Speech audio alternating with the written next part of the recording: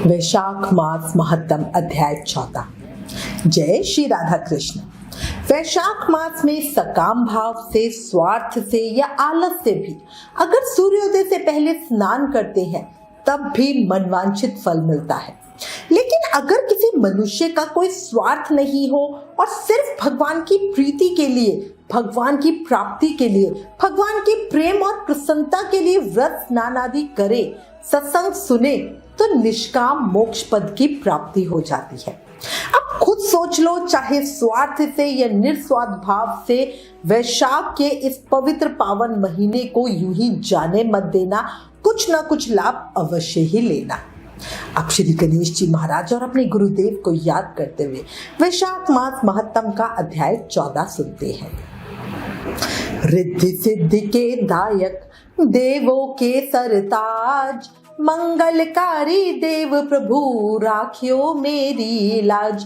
बोलो गणेश जी महाराज की जय। गुरु बिन ज्ञान न उपजे, गुरु बिन मिटे न भ्रम, गुरु बिन देखे न सत्य को, गुरु बिन समझे न भाव। बोलो गुरुदेव महाराज की जय। वैशाख मास महत्तम के अध्याय 13 में हमने राजा हेमांग के कर्मों की गति का विवरण सुना। अब आज इस अध्याय 14 में वैशाख मास में अन्न जल दान का महत्व एक पिशाच की कथा से जानेंगे।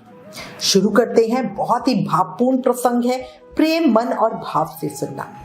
श्री नारद जी बोले, मिथिलापुरी का धर्मात्मा राजा श्रुतिकेतु इस अद्भुत चरित्र को देखकर, सुनकर, हाथ जोड़कर सुखपूर्वक बैठे हुए ब्राह्मण श्रुतदेव जी से कहने लगा, हे महात्मन, मैंने ये बड़ा अद्भुत तथा आश्चर्यमयी चरित्र सुना, जिनके धर्म के प्रताप से इक्ष्वाकु वंशीय राजा हेमांग को मोक्ष की प्राप्ति हो गई। इस धर्म को विस्तार से कृपया कर मुझे समझाएं। राजा के प्रश्न को सुनकर महात्मा श्रुतदेव धन्य हो कहकर राजा की प्रशंसा करते हुए बोले, हे राजन, शुभ भागवत धर्मों का वर्णन मैं तेरे आगे करता हूँ। इनको जान लेने से प्राणी सांसारिक जन्मादि बंधनों से छूट जाता है। वैशाख में जो धर्म है, जैसे जल का घड़ा देना, प्याऊ लगाना, मार्ग में छाया करना, बावड़ी, कुआं, तालाब, धर्मशाला बनवाना, सूर्योदय से पहले प्रतिदिन स्नान करना, मधुसूदन भगवान का सुगंधित कोमल पुष्पों से पूजन करना, कथा सुनना, मार्ग से थके हो की हवा करना, श्रम को दूर करने वाला गौरस, गुड़ का शरबत पिलाना, जूता, खड़ाऊ, छतरी, पंखा, तिल, शहद, ईख, कपूर, कस्तूरी, चंदन आदि सुगंधित वस्तु, शैया, खाट, फल, दही, नैवेद्य इत्यादि दान करना, गौओं को घास डालना, अन्न दान करना इत्यादि कार्य जरूर करना। शरीर पर तेल आदि मर्दन मतलब मालिश नहीं करना, पत्ते पर भोजन करना, ये सब धर्म वैशाख मास में उत्तम है। स्त्रियों को माधव भगवान का पूजन फूलों से करना चाहिए। ऐसा ना करने से पुत्र आयु तथा पति सुख प्राप्त नहीं होता। वैशाख मास में जल और अन्न दान भूखे प्राणियों को अवश्य ही करना चाहिए। ना करने से पशु और पिशाच योनि मिलती है। हे राजन, मैं अन्न दान ना करने की एक अद्भुत कथा तेरे सामने कहता हूँ, ध्यान से सुन। रेवा नदी के किनारे मेरे पिता पिशाच होकर भूख और प्यास के मारे शिथिल होने से उनकी क्षुधा और तृष्णा बढ़ गई थी। छायाहीन सेवल के वृक्ष के पास अन्न न मिलने के कारण अपना ही मांस खाने से कंठ के बीच में मांस खड़ा हो गया था। कंठ नली का छिद्र सूक्ष्म हो जाने से पीड़ा के कारण प्राण जाने का भय था। कुआं, बावड़ी, शीतल जल को विष समझते थे।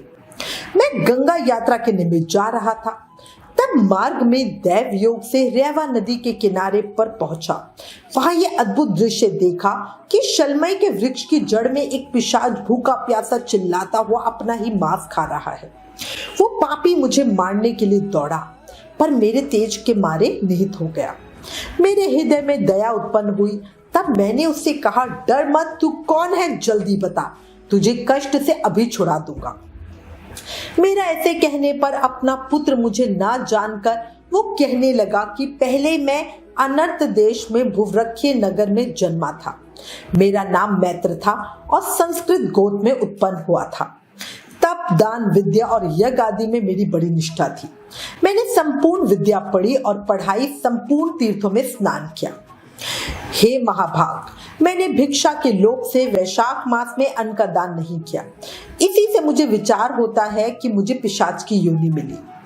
अब मेरे घर पर शुद्धदेव नाम का पुत्र है जो बड़ा ख्यातिवान है। उससे मेरी दशा कह देना कि तेरा पिता अन्न दान न करने से स्वर्ग नहीं गया और नर्मदा नदी के तीर पर बड़ा दुखी हो अपना ही मांस खाकर वृक्ष की जड़ में पिशाच बना हुआ बैठा है। पिता को पिशाच योनि से छुड़ाने के लिए वैशाख मास में प्रातःकाल स्नान करके विष्णु पूजा और भक्ति पूर्वक जल से मेरा तर्पण करे, फिर किसी ब्राह्मण को अन्नदान करे, जिससे मैं विष्णु पद को प्राप्त हो जाऊं। यदि तुम मुझ पर दया करोगे तो तुम्हारा कल्याण होगा। अपने पिता की ऐसी बातें सुनकर दुख के मारे उनके पांवों पर बहुत देर तक लकड़ी की भांति पड़ा रहा और अपनी निंदा करके नेत्रों में आंसू भर के कहने लगा, हे पिता, तुम्हारा पुत्र मैं ही हूँ। दैवयोग से यहाँ आ गया। अब आपके बताए अनुसार यात्रा करके शीघ्र घर जाकर मेष की संक्रांति में विष्णु भगवान के निमित्त अन्न अर्पण करूंगा। पिता के आज्ञा अनुसार मैंने तीर्थ यात्रा कर घर आकर वैशाख के महीने में अन्नदान दिया। तब मेरे पिता पिशाच योनि से मुक्त हो विमान पर चढ़ के मुझे आशीर्वाद दे विष्णु लोक को गए, जहां से लौटकर कोई वापस नहीं आता। इसलिए अन्नदान सब शास्त्रों में बड़ा धर्म कहा गया है। हे राजन, ये सब धर्मों का सारभूत है जो मैंने तुमसे कह दिया। अब और किस बात को सुनने की तेरी इच्छा है सो पूछ, मैं तुझसे सत्य ही कहूंगा। अब महात्मा की बात सुनकर मिथिलापुरी के राजा श्रुतिकृति ने कहा, हे महात्मने, जलदान न करने से इक्ष्वाकु वंशधर राजा का 3 जन्म चातक होना और मेरे घर में गृध योनि बनना ठीक ही हुआ, क्योंकि साधु महात्माओं की सेवा न करने से गिद्धगी योनि पाई। परंतु आपने जो ये कहा कि उसे 60 जन्म तक कुत्ते की योनि मिली, ये बात मुझे बहुत अनुचित लगी। उसे बिना कारण ही कुत्ते की कुयोनि क्यों मिली?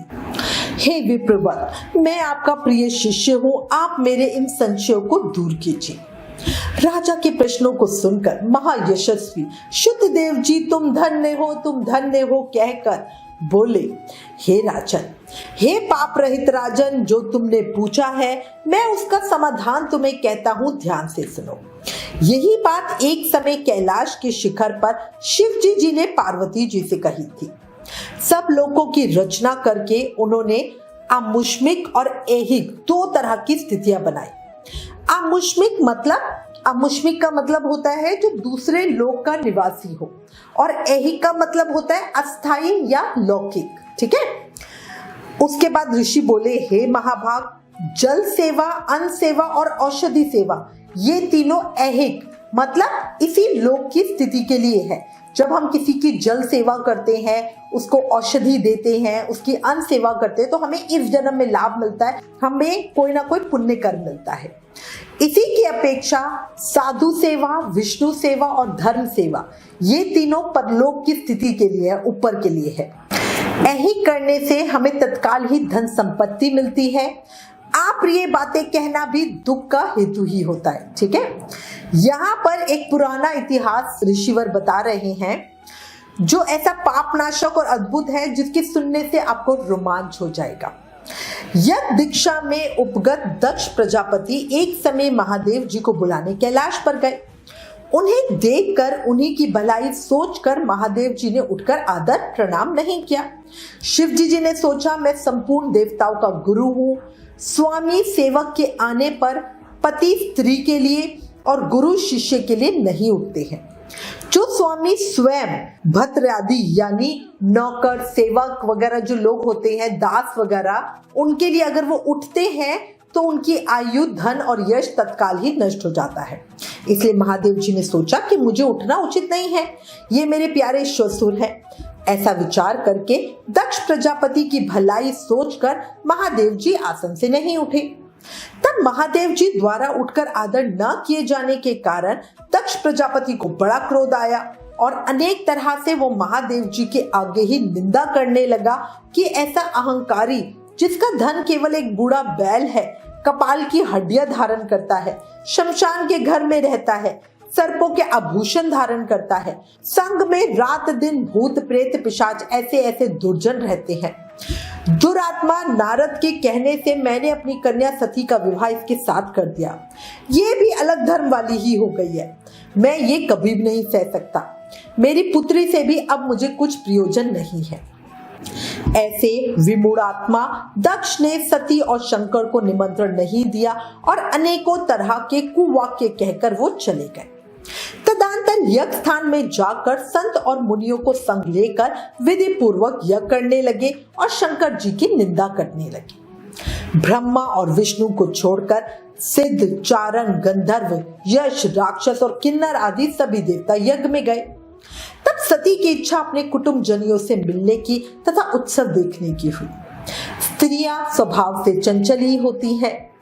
महादेव जी के मना करने पर भी सती ने न जाने के मन में ठान ली। महादेव जी बोले, हे प्रिय, सभा में बैठकर वो मेरी निंदा करेगा जो तुमसे सही नहीं जाएगी और तुम निश्चित ही शरीर त्याग दोगी। इसलिए तुम अपने पिता के घर मत जाओ, वहां जाने में तुम्हारा कोई कल्याण नहीं है। इस प्रकार समझाने पर भी सती नहीं रुकी, अकेली घर से निकलकर पैदल चलती।